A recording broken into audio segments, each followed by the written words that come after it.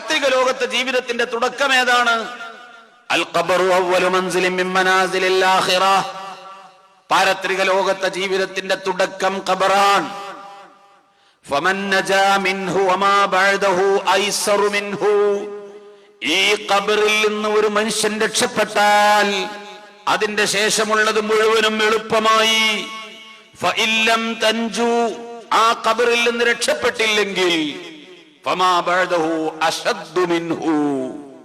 ശേഷമുള്ള ജീവിതം ഇതിനേക്കാൾ കടുപ്പമാണ്, കഠിനമാണ്, പ്രയാസമാണ്, ഒരിക്കലും സഹിക്കാൻ കഴിയാത്തതാണ്. ഇന്ന് നബി സല്ലല്ലാഹു അലൈഹി വസല്ലമ തങ്ങൾ പറഞ്ഞിട്ടുണ്ട്. അത് ഓർത്തുകൊണ്ടാണ് ഞാൻ കരയുന്നത്. ഇവിടെ നിന്ന് രക്ഷപ്പെട്ട് കിട്ടിയാൽ ബാക്കിയെല്ലാം എളുപ്പമായി.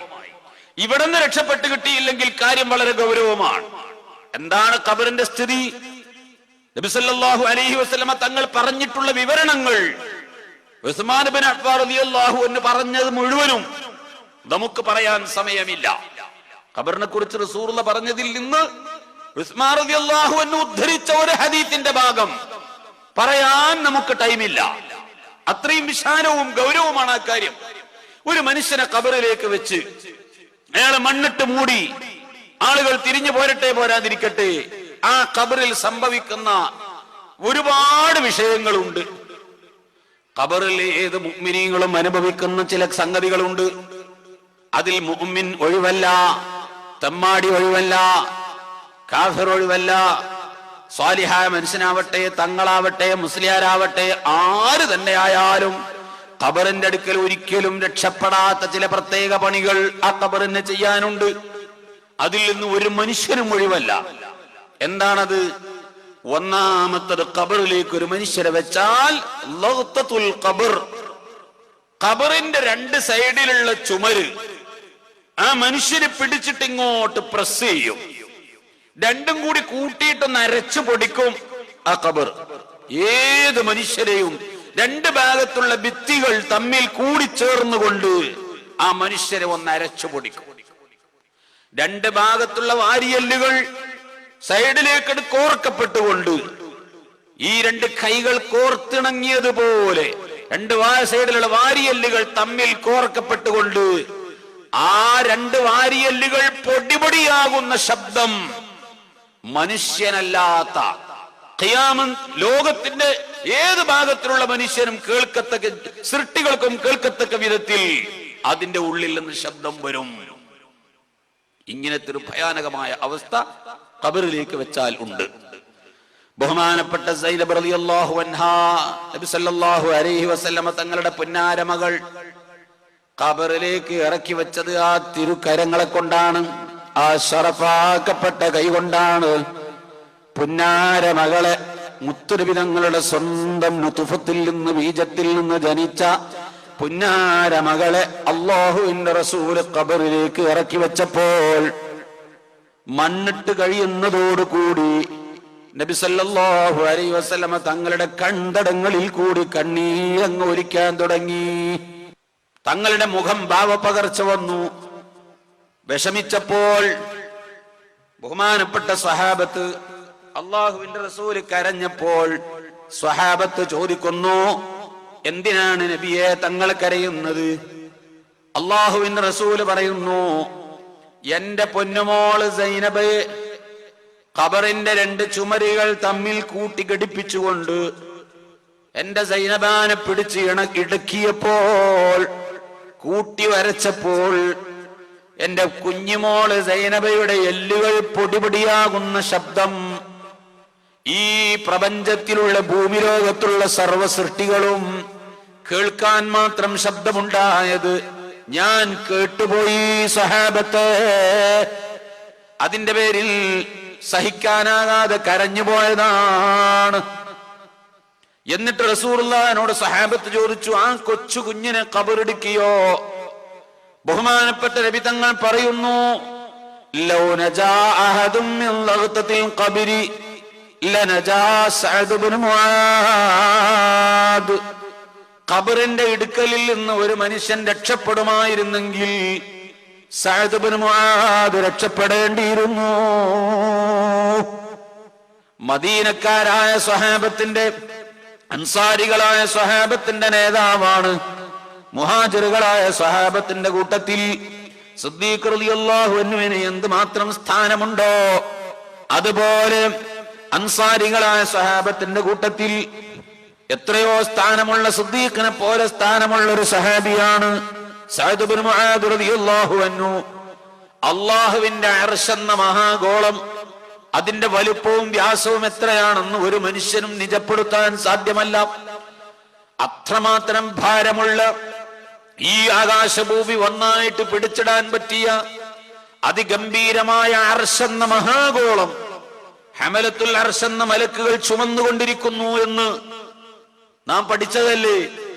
ഈ അർശ് ഇളകാൻ പാടില്ല, ചലിക്കാൻ പാടില്ല, ഒന്നും സംഭവിക്കാതെ അള്ളാഹുവിന്റെ മലക്കുകൾ അത് പിടിച്ചു വെച്ചുകൊണ്ടിരിക്കുകയാണ്, അതിനെ ചുമന്നുകൊണ്ടിരിക്കുകയാണ്.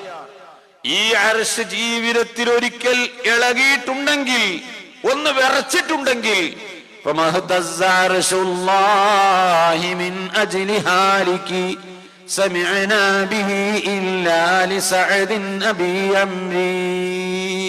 സഅദ് റളിയല്ലാഹു അൻഹു വഫാത്തായി എന്ന് കേട്ടപ്പോൾ മാത്രമാണ് പെട്ടെന്ന് അർശ് പോലും ഒന്ന് വിറച്ചു പോയത്. അതാണ് സഅദ് റളിയല്ലാഹു അൻഹു. നടന്നു പോകുമ്പോ അല്ലാഹുവിന്റെ റസൂലിന് നടക്കാൻ സ്ഥലമില്ല. തങ്ങൾ കാലിന്റെ വിരല് കുത്തിയിട്ടാ നടക്കുന്നത്. സ്വഹാബത്ത് ചോദിച്ചു, എന്തിനാ നബിയെ ഇങ്ങനെ നടക്കുന്നത്? നടക്കാൻ സ്ഥലം വേണ്ടേ? മലക്കുകൾ ആ മയ്യത്തിനെ അനുഗമിച്ചിട്ട്, വാനലോകത്തിനിറങ്ങിയ ലക്ഷോപലക്ഷം മലക്കുകൾ ആ മയ്യത്തിനെ അനുഗമിച്ചുകൊണ്ട് ഭൂമിയിൽ കൂടി നടക്കുമ്പോൾ എവിടെ നോക്കിയാലും മലക്കുകൾ തന്നെ.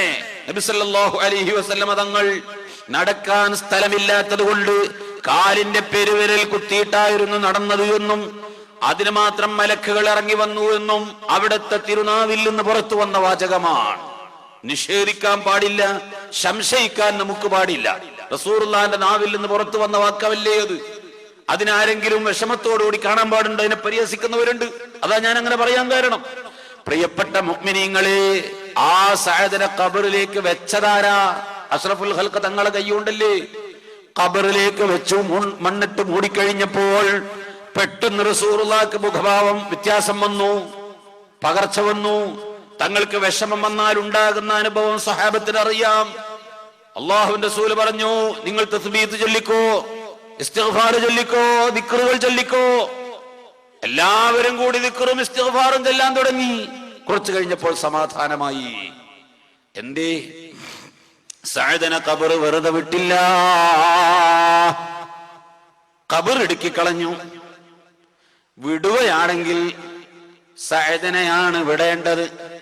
ആ സഅദിനെ പോലും ഖബർ ഇടുക്കി കളഞ്ഞുവെങ്കിൽ ലൗ നജാ അഹദും മിൻ ലഗ്തത്തിൽ ഖബരി ലനജാ സഅദ് ഇബ്നു മുആദ്. ഖബറിന്റെ ഇടുക്കലിൽ നിന്നൊരു മനുഷ്യൻ രക്ഷപ്പെടുമായിരുന്നെങ്കിൽ സഅദ് ഇബ്നു മുആദ് രക്ഷപ്പെടേണ്ടിയിരുന്നു. ഇത് സർവ്വ മുഅ്മിനീങ്ങൾക്കും ഒരൊറ്റ സ്വഹാബി അതിൽ നിന്നൊഴിവല്ല, ഒരൊറ്റ വലിയും അതിൽ നിന്നൊഴിവല്ല, ഒരൊറ്റ തങ്ങളും അതിൽ നിന്ന് ഒഴിവല്ല, ഒരു കുട്ടിയും അതിൽ നിന്ന് ഒഴിവല്ല. ഇത് അല്ലാഹു എല്ലാവർക്കും വെച്ച നിശ്ചയമാണ്. പക്ഷേ തെമ്മാടികൾക്കും സ്വാലിഹീങ്ങൾക്കും എന്താ വ്യത്യാസം? അള്ളാഹുവിന്റെ ഇഷ്ടദാസന്മാരും സ്വാലിഹീങ്ങളുമായ ആളുകൾക്ക് ഒരു പിടുത്തവും വിടലുമാണ്. മതി, അത് തന്നെ ഗൗരവമാണ്, സഹിക്കാവുന്നതല്ല. അതേ സമയത്ത് തെമ്മാടികൾക്ക് ഇത് ഖിയാമത്ത് നാൾ വരെ തുടർന്നുകൊണ്ടിരിക്കും. ഇതാണ് രണ്ടും വ്യത്യാസം. ഇമാം സുയൂത്തി തന്റെ ശറഹ് സുദൂറിൽ വിവരിക്കുന്നു. വിവിധ ഹദീസുകളിൽ പറഞ്ഞിട്ടുണ്ട്. അള്ളാഹു നമ്മെ അതിനെ തൊട്ടെല്ലാം സലാമത്ത് നൽകുമാറാവട്ടെ. പ്രിയപ്പെട്ട മുഅ്മിനീങ്ങളെ, അള്ളാഹുവിന്റെ മലക്കുകൾ ഇരിക്കുന്ന സദസ്സാണ്. ഇൽമിന്റെ മജ്ലിസ്, റഹ്മത്തിന്റെ മലക്കുകൾ പൊതിയപ്പെട്ട സദസ്സാണ്. മനസ്സറിഞ്ഞുകൊണ്ട് ആത്മാർത്ഥമായി ഒരു ആമീൻ പറയുമ്പോ ഈ മഹത്തായ സദസ്സിന്റെ ബറക്കത്ത് കൊണ്ട് നമ്മുടെ ദുആ റബ്ബ് ഖബൂൽ ചെയ്തുകൊണ്ട് ആ പ്രയാസങ്ങളിൽ നിന്ന് ഒരു സലാമത്ത് കിട്ടിയെങ്കിൽ എന്ന പ്രതീക്ഷയോടുകൂടി റഹ്മാനായ റബ്ബേ, ആ ഖബറിന്റെ ദുരിതത്തിൽ നിന്ന് ഞങ്ങളെ നീ സലാമത്താക്കി തരണമേ എന്ന് ആത്മാർത്ഥമായി ആമീൻ പറയണം. ഏതെങ്കിലും ഒരു സദസ്സിൽ വെച്ചുള്ള ദുആ കൊണ്ട് അങ്ങനെ രക്ഷപ്പെട്ട് കിട്ടിയെങ്കിൽ ഇതെല്ലാവരും അനുഭവിക്കാനുള്ളതാണ്. രണ്ടാമത്